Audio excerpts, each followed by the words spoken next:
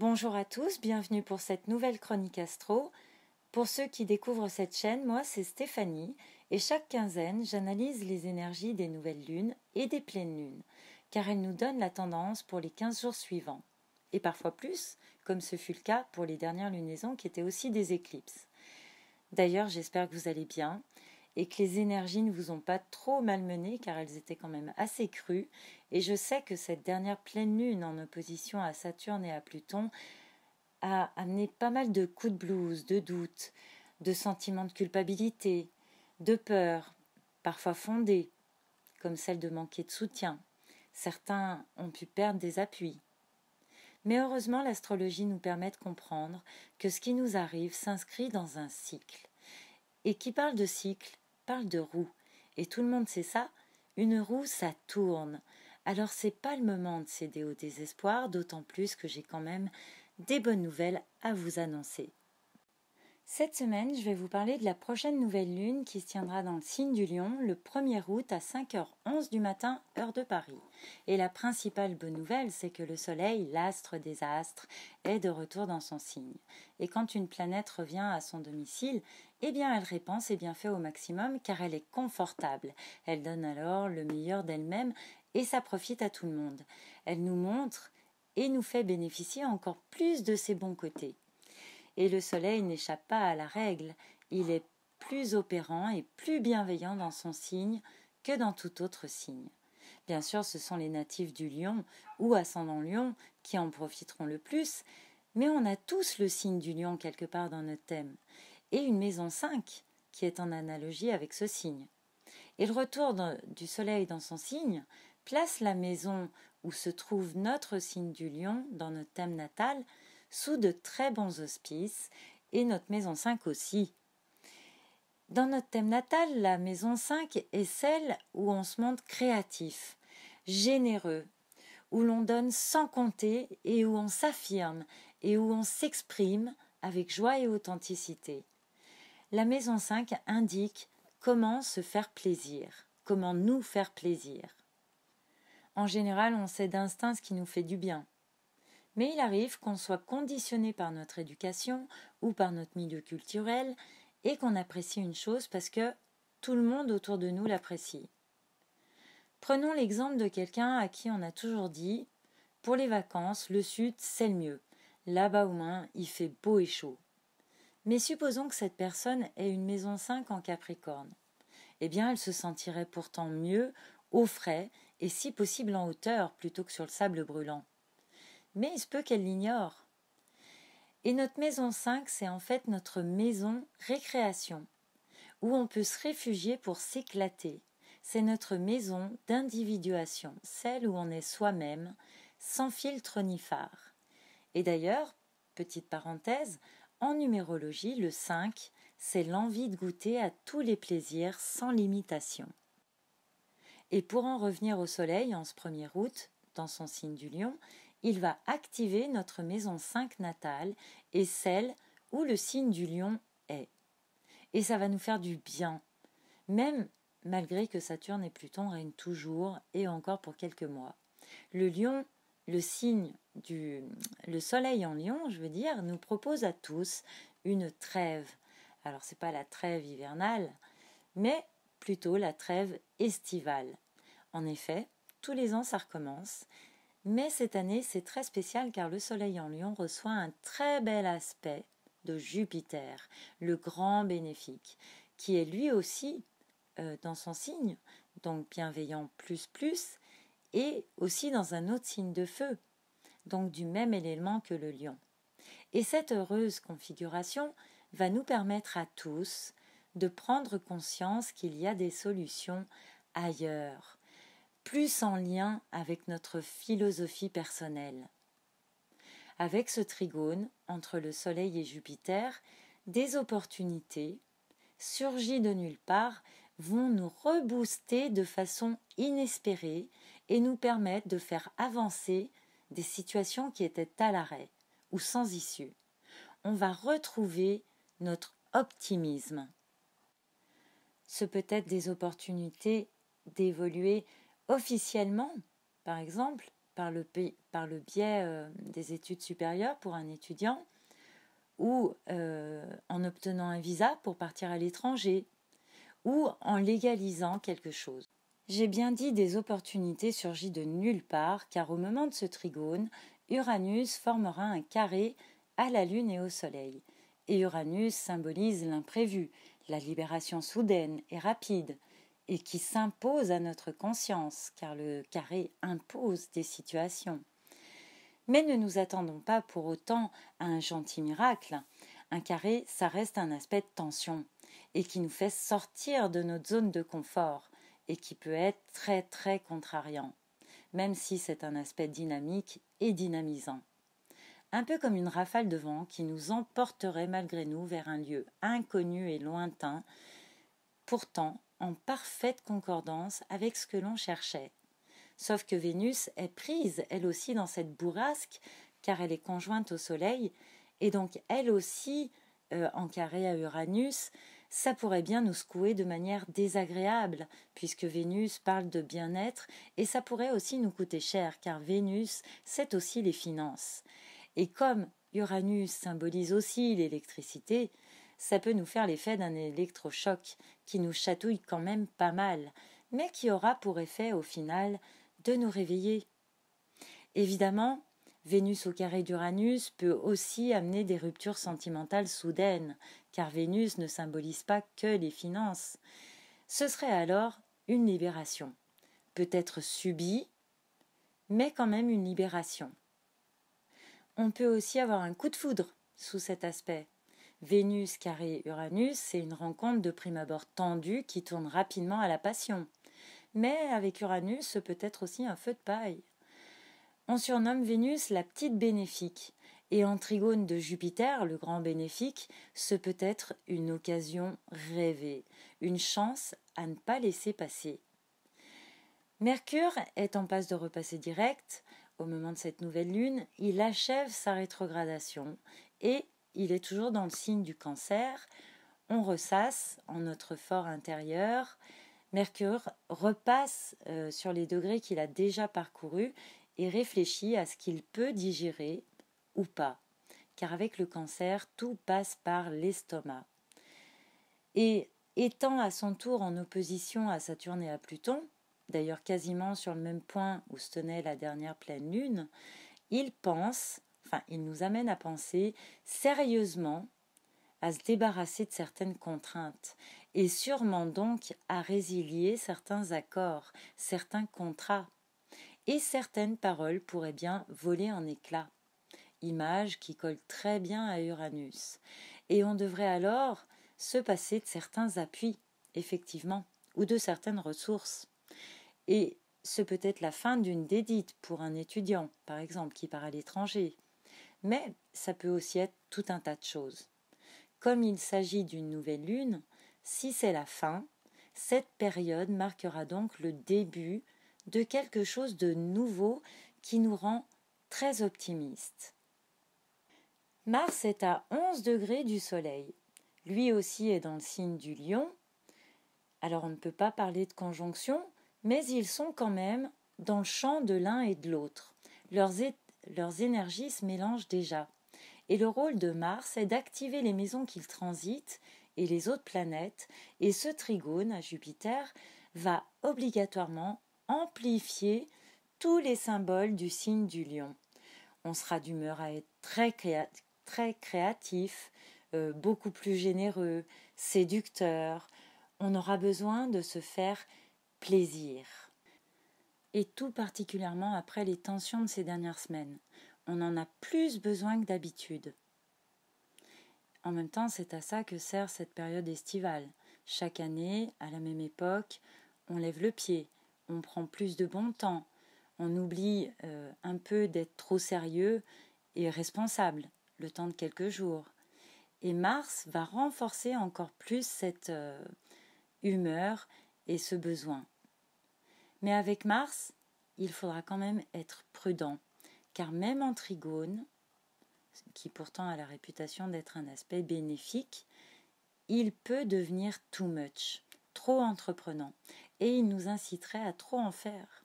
et avec le Sagittaire, notre part de lion deviendrait trop conquérante. Surtout que pour le lion, c'est déjà naturel de vouloir se faire plaisir. C'est essentiel de toute façon. Et Mars en trigone de Jupiter peut amener des excès de toutes sortes. On risque de trop profiter des bonnes choses, d'être trop optimiste, ou d'avoir les yeux plus gros que le ventre, de dépenser plus qu'on ne devrait aussi. Ou on peut aussi tomber follement amoureux. D'ailleurs, autre chose confirme ça au moment de cette nouvelle lune, c'est que Vénus se rapproche tranquillement de Mars. Les deux planètes sont encore à 14 degrés l'une de l'autre, mais elles sont aussi dans le même signe, en Lion. Et le Lion, par excellence, c'est le signe des amours, des flirts. Les sentiments peuvent s'enflammer. La conjonction entre Vénus et Mars aura lieu le 22, donc après la pleine lune du 16. Il pourrait bien y avoir une rencontre autour de cette date. Je vous en parlerai à ce moment-là. En attendant, avec la Lune, le Soleil, Vénus et Mars en Lion, il y a déjà de l'amour dans l'air de toute façon. D'autant plus que Mars forme un quinconce avec Neptune, qui est elle aussi dans son signe en Poisson. Le feu et l'eau peut donner beaucoup de vapeur, et beaucoup de vapeur peut donner beaucoup de brouillard, donc on pourrait bien être embrumé et ne pas voir très clairement dans une situation. Et c'est dans ce contexte brumeux que sur un malentendu, on pourrait bien tomber amoureux. Ou on pourrait aussi voir un rêve se réaliser. On dit que Neptune est l'octave supérieure de Vénus. Elle parle d'amour universel. Et Neptune, confortablement installée à son domicile, donc bienveillante plus, pourrait bien faire vivre à certains une véritable idylle, ou au moins une belle romance. Mars est aussi en quinconce à Pluton. On peut éprouver une certaine fébrilité face à une attirance, ou à des sentiments naissants, mais déjà bouillonnants. On peut avoir un peu peur de perdre le contrôle, car avec Pluton le magnétisme est fort, l'attraction puissante, par l'homme surtout, puisque Mars symbolise le principe masculin. Et l'homme peut avoir une emprise certaine sur cette Vénus ingénue. Et quand Pluton est impliqué, ça peut souligner une rencontre karmique, c'est-à-dire une rencontre avec une personne par laquelle on a des choses à vivre pour faire évoluer son âme. Mais pas que seulement sur le plan de l'âme. Par expérience, ça impacte aussi la matière dans notre incarnation actuelle. En plus, Mars aura formé le 30 juillet, donc très peu de temps avant la nouvelle lune, un semi-sextile au nœud nord. Il est question de faire un pas vers notre destin. On est attiré vers lui et ce sera alors difficile de résister. À présent, regardons sur le plan des éléments. Que se passe-t-il ? Eh bien, nous avons 2 planètes en signe d'eau, un soupçon d'émotion, 5 planètes en signe de feu, qui remportent incontestablement la mise, l'enthousiasme l'emporte, 3 en signe de terre, ce que l'on créera se concrétisera, ou laissera une empreinte certaine sur notre chemin, et enfin, il n'y a aucune planète en signe d'air. On a la lune noire en Verseau, comme signe d'air. Il peut être question d'éloignement avec ses attaches, ce qui serait alors propice à créer d'autres liens. En astrologie karmique, la lune noire symbolise le manque, un vide. On a aussi Pallas en Balance, comme autre représentante de l'élément air. Et Pallas, elle est un peu comme Mars, mais au féminin. Elle donne de la volonté, du courage, mais avec en plus le sens de la stratégie et de la diplomatie. Elle est plus pacifiste que Mars et est très compétitrice. En Balance, il est question de ficeler un lien, une association. Dans le thème de cette nouvelle lune, elle est en maison 4. Il peut être question de faire preuve de vigilance, de stratégie, quant à la signature d'un contrat en rapport avec le foyer ou l'immobilier. Et comme elle forme un carré à Mercure, comme Mercure forme un carré à Pluton et à Saturne, donc il peut être question d'une fin de contrat, donc d'une résiliation de bail, d'une vente. Voilà. Et pour en revenir aux éléments, l'absence de planètes en signe d'air peut amener plusieurs types d'attitudes possibles. Soit on peut totalement se détacher de nos soucis, et une telle insouciance nous mènerait à ne pas nous préoccuper des conséquences de nos actes, ce serait alors un peu la débâcle. Soit à l'inverse, on pourrait se prendre sérieusement la tête avec des broutilles et on pourrait intellectualiser à l'excès pour surcompenser en essayant d'analyser et de comprendre chaque petit détail qui au fond ne repose sur aucune logique ou du moins est très difficile à cerner puisque Neptune est encore très forte pour cette lunaison. Avec les éclipses récentes, il est probable que de toute façon le sort en soit déjà jeté, qu'on ait déjà pris des décisions, qu'on ait acté et qu'on soit positionné. Et Neptune est toujours en aspect de carré à Jupiter, donc il est possible que l'on soit déçu par le résultat qu'on obtiendra. Dans ce cas-là, ça nous servirait de leçon. Mais bon. Ensuite, nous avons 5 planètes en signe fixe, ce qui indique que les choses vont finalement bouger, et que ça pourrait même être un peu déstabilisant. On a aussi 3 planètes en signes cardinaux, ce qui confirme l'amorce d'une période décisive dans notre vie, ou au moins très importante. On pose les fondations de quelque chose qui nous structurera. On a aussi, et enfin, même pour terminer, 2 planètes en signes mutables, ce qui souligne un peu l'instabilité, mais aussi l'adaptation au changement. Adviendra ce que devra advenir, de toute façon, nous sommes prêts. Et enfin, le yin et le yang sont à l'équilibre. 5 planètes en signe masculin, on agit, on y va, on donne autant que l'on reçoit. Avec 5 planètes en signe féminin, on ne subit pas plus que l'on ne fait endurer aux autres. Et c'est bien, c'est plutôt harmonieux. Et du coup, si litige il y a pendant cette période, ça devrait pouvoir se régler en toute intelligence. Maintenant que j'ai abordé les énergies dans leur ensemble, je vais me pencher plus en détail sur cette nouvelle lune à proprement parler, et notamment sur sa position par rapport aux signes. Petit rappel pour ceux qui découvrent l'astrologie, une nouvelle lune, qu'est-ce que c'est ? C'est le départ d'un nouveau cycle pour la lune. La lune symbolise notre inconscient, notre part de féminité et notre réceptivité. Le soleil symbolise notre conscience, notre volonté. Au moment de toute nouvelle lune, les luminaires, c'est comme ça qu'on nomme la lune et le soleil, se placent sur la même longitude. Et la lune commence alors son nouveau cycle de 29 jours environ. La période est alors propice à tout nouveau départ puisque l'on a envie de nos besoins. Notre subconscient marche avec notre conscience. Quand je pense à l'énergie lion, les premiers mots qui me viennent à l'esprit sont amour, plaisir, enfant, jeu.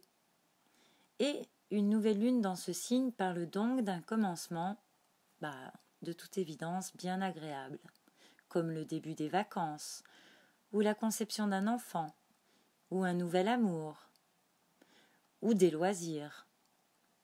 Quand la lune et le soleil se retrouvent dans le signe du lion, on prend conscience que l'on a envie d'aimer, que ça nous fait du bien d'être nous-mêmes, et surtout, ça nous fait prendre conscience qu'on a besoin de se faire plaisir. À présent, je vais regarder signe par signe dans quelle maison se produira cette nouvelle lune. Pour les natifs du Bélier, ce sera dans leur maison 5. Alors tout ce qui a été dit leur est tout spécialement adressé. Il y a de la conquête dans l'air, une rencontre, ou voire même plusieurs. En tout cas, ça va être la fête. On se réunira pour partager des célébrations. Pour les taureaux, la nouvelle lune se passera en maison 4. C'est une maison angulaire, donc importante. On prendra plaisir à se retrouver en famille, à faire des gâteaux avec les enfants. Dans un autre registre, on peut faire des travaux dans sa cuisine. Encore dans un autre registre, on peut faire un stage de développement personnel pendant ses congés. La maison 4 est aussi liée à l'enfant intérieur. Et comme le mélange terre et eau donne beaucoup de fertilité, il peut y avoir conception d'un enfant, ou travail sur soi-même, développement personnel, ou le retour des enfants à la maison. Pour les Gémeaux, ça se passera en maison 3. Ce qui est très intéressant, c'est que la maison 3, c'est justement la maison en analogie avec ce signe. Donc, ils vont enfin pouvoir se lâcher, s'exprimer, s'éparpiller dans tous les sens, passer d'une lecture à l'autre, d'une visite amicale à une autre visite amicale. Le lion est en sextile du Gémeaux, ce qui favorisera les échanges chaleureux et multipliera les petites fêtes, les déplacements, on s'occupe des enfants, on leur apprend des choses et surtout on partage avec amour. Pour les cancers, cette nouvelle lune se passera dans leur maison 2. On se prépare à investir ou en tout cas on réfléchit aux dépenses qui s'annoncent. On peut recevoir une somme d'argent, on a envie d'acheter ou de dépenser une somme importante pour quelque chose qui nous fait vraiment très plaisir. Pour les lions, cette nouvelle lune se tient donc sur leur ascendant, la maison 1. On a envie de se faire plaisir, d'aimer, de briller, de montrer aux autres ce que l'on a de meilleur, et c'est particulièrement vrai pour les premiers décans. On peut aussi se découvrir, retrouver son enthousiasme après une période d'effort, enfin le réconfort. Une période faste et vraiment très agréable s'annonce pour les lions. Et ce climat pourrait bien se prolonger toute l'année pour eux, puisqu'on retrouvera le trigone à Jupiter, le transit de Vénus, les bons aspects de Neptune dans leur thème de révolution solaire qui donne le ton pour toute l'année. L'opposition de Mercure dans leur maison 12 à Saturne et à Pluton dans leur maison 6 peut mettre en lumière des problématiques liées à la santé ou au travail. Ils peuvent se préparer à des changements importants dans ces domaines, des changements de méthode, des restructurations, ou ce peut être la nécessité de faire un régime, de prendre plus soin de soi. Mais pour l'heure, cette nouvelle lune dans leur signe leur offre une très belle occasion de recharger leur batterie à 100% pour être d'attaque à la rentrée. Pour les Vierges, la nouvelle lune se passera dans leur maison 12.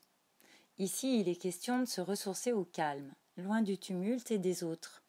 On prend du plaisir à s'occuper de soi, on peut avoir envie de se couper un peu du monde pour méditer, se refaire une petite santé, à moins que ce soit pour créer une œuvre artistique.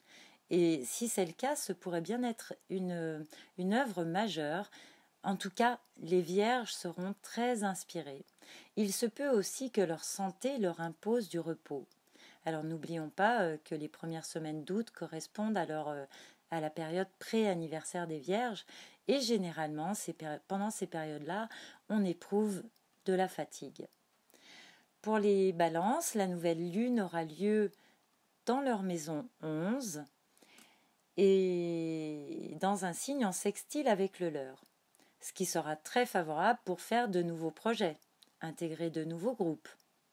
En fait, les Balances auront envie et besoin de se lancer dans de nouveaux projets, car il peut y avoir eu une rupture, car la maison 11 est opposée à la maison 5, donc on reprend sa liberté ou on nous la rend.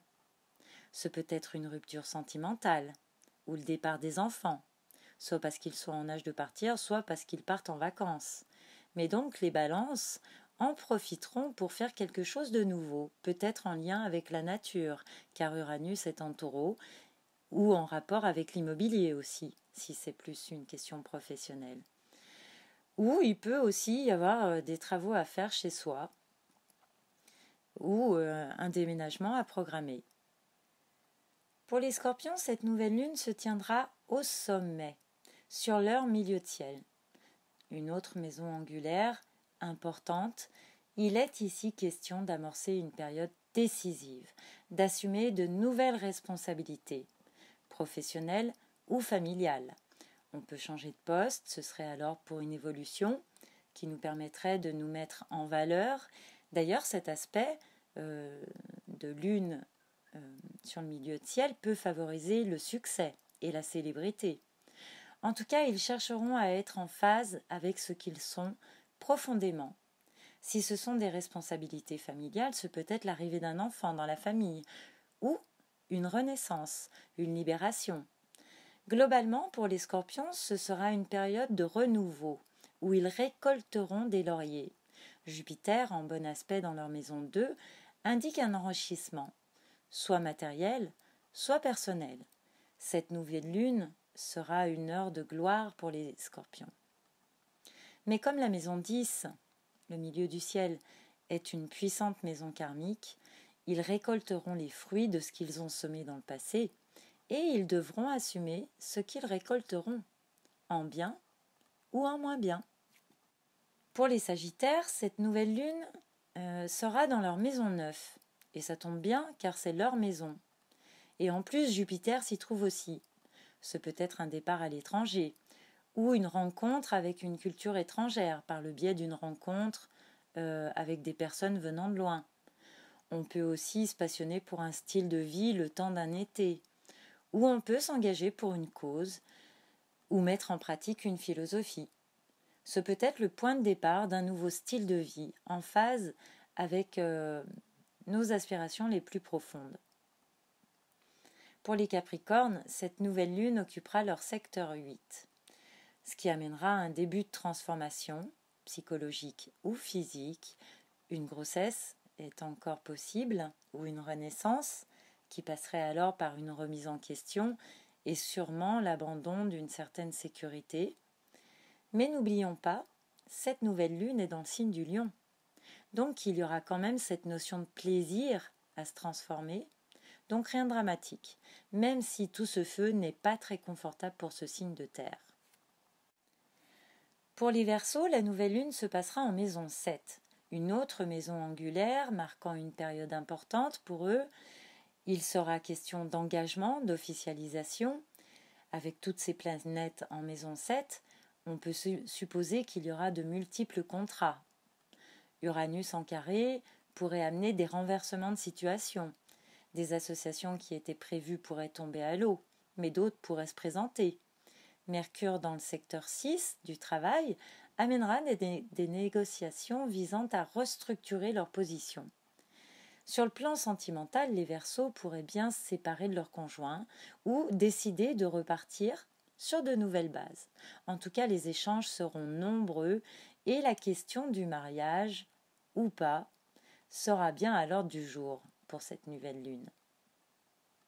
Et je termine avec le signe des Poissons, pour qui cette nouvelle lune se tiendra dans leur secteur 6.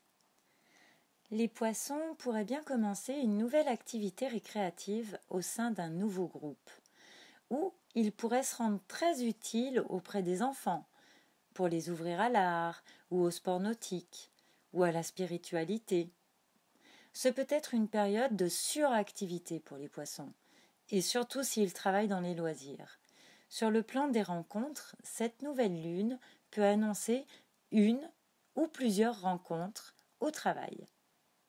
Neptune, leur maître, étant rétrograde pour cette nouvelle lune, ce sera l'occasion pour eux de faire le tri dans leurs amis, dans leurs projets. Et pour les Poissons artistes, la période s'avérera très créative. Ils pourraient bien connaître un regain d'inspiration qui les motivera à produire une grande quantité d'œuvres. Et ben voilà, j'ai fait le tour de tous les signes. Donc, bien sûr, les exemples que je donne ne couvrent pas toutes les possibilités. Elles sont forcément teintées de mon vécu, et c'est le cas pour tous les astrologues d'ailleurs. C'est pour ça qu'il est toujours intéressant d'écouter plusieurs horoscopes, même s'ils en restent forcément généralistes. Sur ce, chers auditeurs, je vous souhaite une très belle nouvelle lune en Lion, de belles vacances pour les vacanciers et surtout gardez à l'esprit de vous faire plaisir. Merci de liker et de partager sur les réseaux sociaux si ça vous a plu. Je vous donne rendez-vous dans 15 jours pour une pleine lune en Verseau à la conquête d'un idéal. L'astrologie nous donne les clés. À très bientôt. Bye bye.